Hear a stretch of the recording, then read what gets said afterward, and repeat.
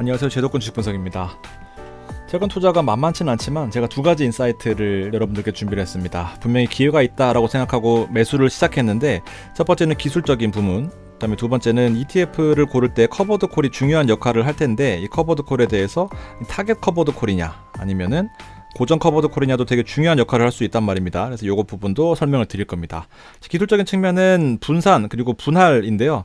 일단 5대5로 가져가면서 50만원씩 가져가고 4주 그리고 3개월 플랜이다 라는 것을 먼저 말씀을 좀 드리고 싶습니다. 채권은 사실 어려운 국면을 지나고 있어요. 이때 금리 인하 시절이었고, 코로나 때문에 풀린 유동성 때문에 지금 이때부터 금리 인상 시기였는데, 언제 반등할지 모르는 이런 국면 때문에 계속해서 금리는 높은 상태다 보니까 이게 떨어져 줘야지 채권 가격이 반등하는데, 이 부분이 지금 쉽지 않아서 오랜 시간 많이 힘든 부분들이 좀 많다라는 것이 채권 시장입니다. 채권은 또 변수가 많은데, 아시다시피 일본 변수가 지금 가장 화두가 되고 있습니다. 그동안 일본은 싼 엔화를 바탕으로 엔화를 빌려서 전 세계에 투자하는 그런 트렌드가 있었고, 와타나베 부인이라고 하는 그런 사람들이 미국채를 가장 많이 산 외국 국가이기도 한 게 바로 일본입니다. 부채도 많고요. 근데 최근에 보면 20년 만기 입찰 국채를 살펴보면 금리가 많이 오른 것을 알 수 있습니다. 분명히 뭐 기준금리가 올라가고 있는 국면이긴 하지만 생각보다 장기채 금리가 많이 급등하고 있는 그런 상황이니까, 실제 미국의 채권들을 많이 가지고 있는 일본이 다시 미국을 떠나서 일본으로 돌아와야 되지 않겠냐라고 하는 것이 바로 엔캐리 트레이드였는데, 지금 미국도 신용등급이 강등되고 있고 미국의 금리들은 계속 높아지고 있다 보니까 채권 가격이 떨어지니까 다시 돌아와라 라고 하는 것이 지금 엔캐리 트레이드 가능성이 다시 한번 나오고 있는 거고, 미국채 금리는 더 올라가고 있고 더 가격은 떨어지고 있다라는 것이 최근의 트렌드다라는 거예요. 일시적일 수가 있는 것 같은데, 일단 여러 가지 채권들이 어려운 이유 중에 하나가, 참고로 예전에 제가 증권사에서 가장 돈을 많이 받는 직종들이 뭐였냐 하면 채권 파트였습니다. 그만큼 어렵다라는 건데, 3억, 5억, 20억 이렇게도 받았던 적이 있었어요. 근데 보면 영향을 주는 요소들이 되게 많거든요. 가격도 그렇고 수익률도 그렇고, 이 반대로 움직이는 것들, 그리고 보유국의 이해관계는 이제 수요와 공급적인 측면인 건데, 이제 수요가 많아지면 공급이 줄어들고 뭐 더 많이 올라갈 수도 있고 그런 상황들도 있는 거고, 안전자산의 역할에서는 또 금하고도 또 비교가 되기도 합니다. 그래서 이 부분들도 어렵고, 또 경기가 안 좋으면 채권은 떨어지게 되죠. 확정금리보다는 높은 상승을 추구한 자산이 더 유리할 수 있다라는 거고, 재정 확대는 또 채권을 발행하거나 채권을 줄이거나 양적 완화나 뭐 테이퍼링 같은 것도 여러 가지 요소가 많은데, 일단 가장 중요한 것은 FOMC의 기준금리 인하가 아닐까 생각됩니다. 이때가 6월 달이고 이제 7월 달 예상하는 기준금리의 동결 상황인 거고, 실제 9월까지 가게 되면은 이제 기준금리의 인하를 50% 이상 예측하고 있는 것이 현재 시점이다 보니까, 저는 3개월 동안 지금 힘든 시기에서 좀 채권들을 모아보자라는 그런 전략을 분산으로 하고 있다라는 것을 말씀드리고 싶습니다. 자, 그 와중에 채권 난이도가 또 높은 또 그런 상황인 건데, 일단 사이클이 없다라는 거예요. 계속해서 지금 부채는 계속 올라가고 있는 상황인데, 이만큼 신용도에도 영향을 끼치는 문제가 발생하다 보니까 채권 가격이 떨어지고 있는 그런 국면이다라는 건데, 계속해서 부채는 늘어나고 있는 이 국면에 이제 이번에 법안 발표한 것에 세제를 깎아주겠다. 뭘로? 나랏돈으로. 결국 부채로 계속해서 좀 감세안을 펼치겠다라는 것이 또 트럼프 이슈가 되고 있습니다. 경제 지표도 좀 볼 필요가 있는데, 실제 PMI라고 하는 지표는 50이 기준선이거든요.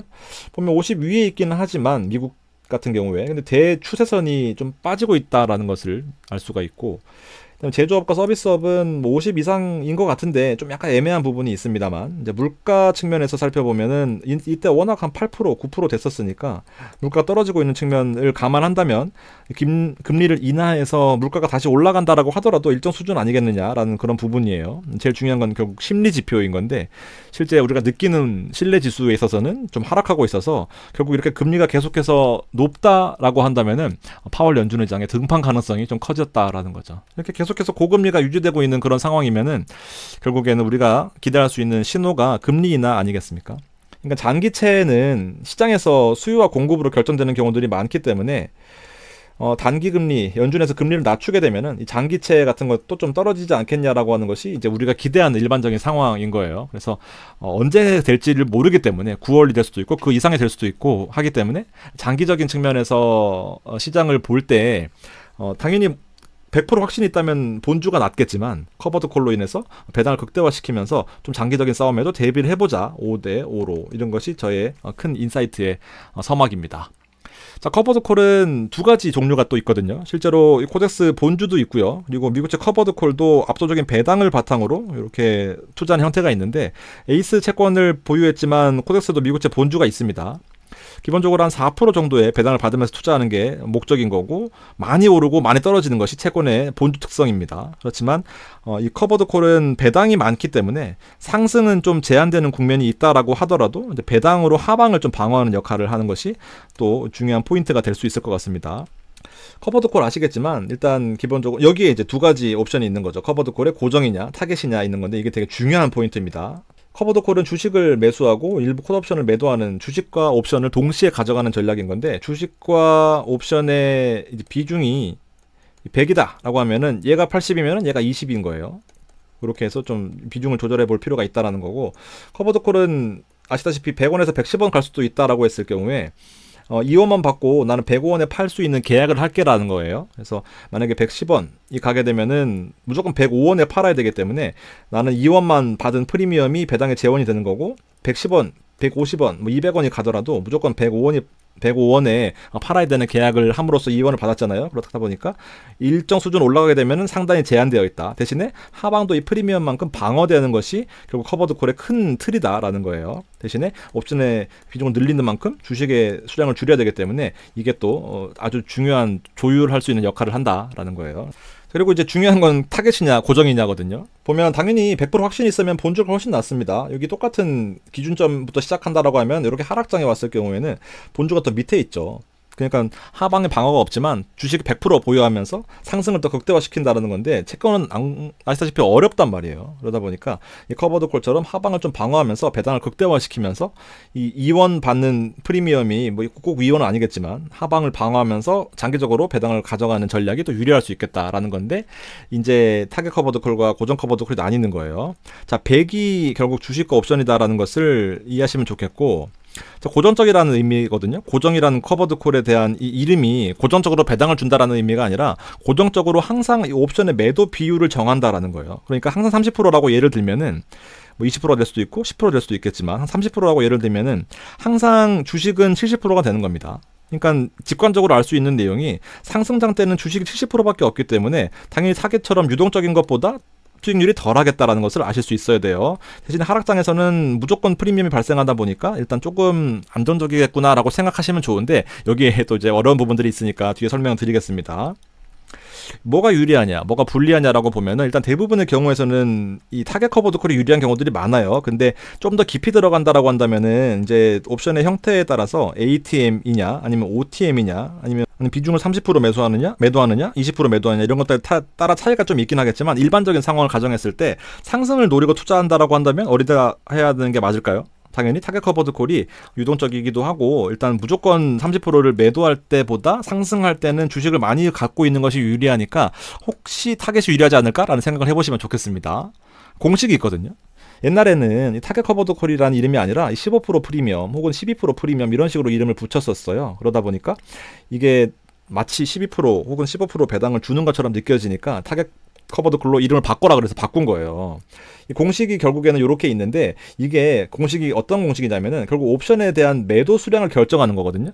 이 15%라는 타겟은 여기에 들어가 있는 거예요. 이것은 이제 위클리라고 가정하면은 결국 이 타겟 커버드 콜이라는 의미는 목표 수익률을 타겟한다 뭐 이렇게 그냥 직관적으로 생각하지 마시고요.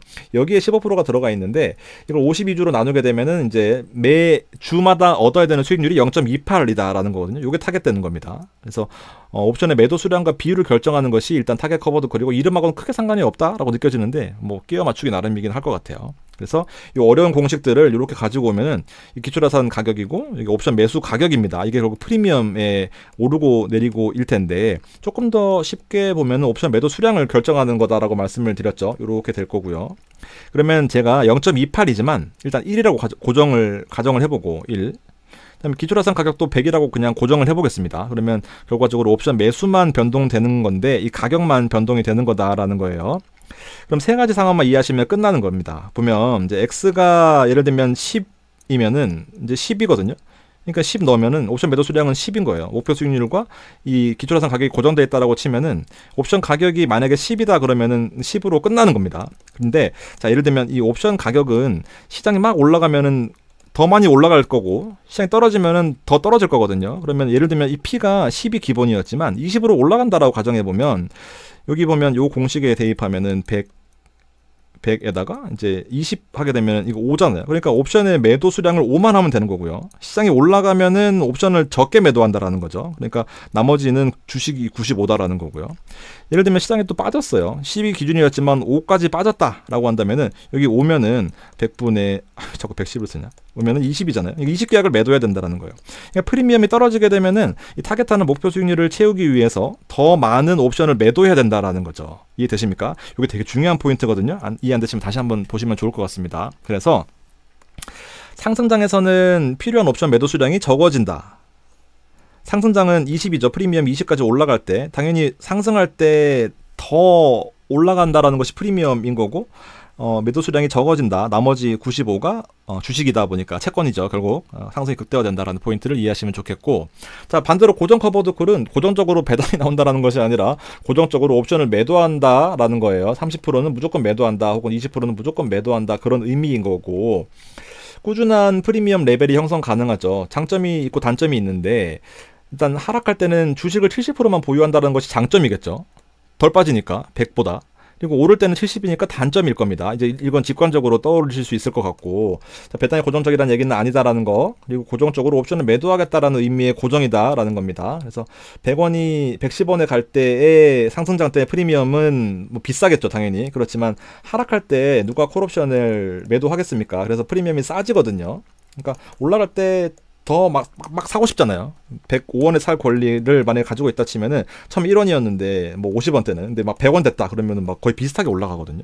이렇게 된다고 보시면 되고, 프리미엄이 같지 않기 때문에 고정 커버드 콜이라고 해서 고정적으로 100원씩 들어오는 것이 아니라 30%만 매도하는데 이 시장의 상황에 따라서 시장이 좋을 때는 배당이 105원이 될 수도 있고 시장이 안 좋다라고 한다면 이게 이제 95원이 될 수도 있고 90원이 될 수도 있는 겁니다. 그래서 이렇게 차이를 아셔야 돼요. 타겟 커버드 콜도 마찬가지입니다. 옵션을 20% 매도한다라고 하더라도 프리미엄 가격에 따라서 이제 뭐 주식의 비중도 달라질 거고 여러 가지 옵션의 가격도 달라지다 보니까 무조건 배당을 일정하게 주면서 내 살을 깎아먹는다라고 생각하시면 안 됩니다. 이해하시면 좋겠고요. 그래서 이해했는지 한번 살펴보실 거면 대부분의 경우 타겟이 유리하겠죠.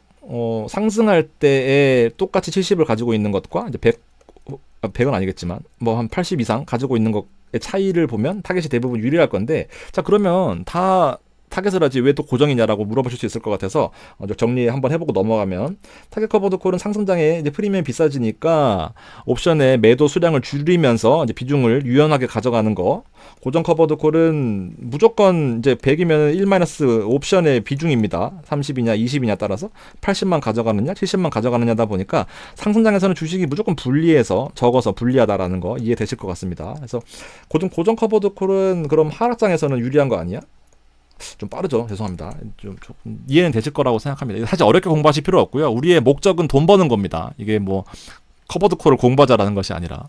제가 이해하기 쉽게 세 가지를 비교해 드릴 건데, 일단 TLT가 장기 채권이잖아요. 장기 채권이고 상승장이다라고 보면 됩니다. 그러면은 47 요건데 476550이 고정 커버드 콜이고요. 481060이 타겟 커버드 콜입니다. 그러면 3% 대 7% 뭐가 유리한가요? NAV라고 치면은 당연히 타겟 커버드 콜이 주식의 비중이 높기 때문에 더 상승한다라는 것을 알 수가 있고, 자 반대로 TLT 하락 시기가 24년 9월부터 이제 올해 초까지 있었는데 이때 TLT가 많이 하락했던 그런 때였고, 보면은 요 두 가지 중에서 고정 커버드 콜이 -16%, 얘가 -17%니까 조금 더 유리한데 생각보다 타겟 커버드 콜도 차이가 별로 없다라는 것을 알 수가 있어요. 하락폭은 되게 큰데, 그러니까 요것도 한번 비교 포인트가 될 수 있을 것 같고, 자 진짜 재밌는 포인트는 이렇게 대세 상승할 때가 있었습니다. 24년 4월부터 한 9월 한 중순까지는 채권이 많이 올랐을 때가 있었어요. 이때 사람들 많이 현혹시켜 나가가 지금 많이 빠진 건데,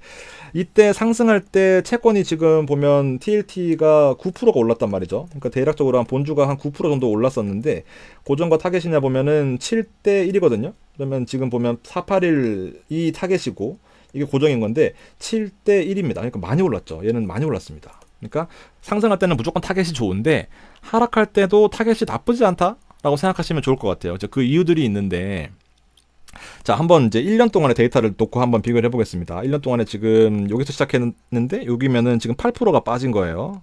그리고 당연히 커버드 콜이다 보니까 하방이 좀 방어가 되는 측면도 있고 환율도 오른 측면이 있어서 일단 둘 다 3%대 마이너스입니다. 좀 생각보다 시장을 좀 많이 방어하는 역할을 했죠. 그러면 481060과 이 두 가지 중에서 결과적으로는 여러분들이 그동안은 괜찮았을지 몰라요. 왜냐하면 하락했기 때문에. 근데 상승할 때는 뭐가 유리하다? 타겟이 유리하다라는 거예요. 그래서 고정 커버드 콜의 형태를 띠고 있는 타이거, 그리고 타겟 커버드 콜에 띠고 있는 코덱스를 선택하실 때는 앞으로는 뭐가 더 유리할지는 한번 생각해 보실 필요가 있다라는 겁니다. 그동안은 사실 하락장이었고 뭐 왔다 갔다 했다라고 봤을 때는 큰 차이는 없겠지만 비슷하거나 혹은 하락장에서는 모르겠지만 상승할 때는 무조건 타겟이 유리하다라는 것을 기억하실 수가 있었으면 좋겠습니다.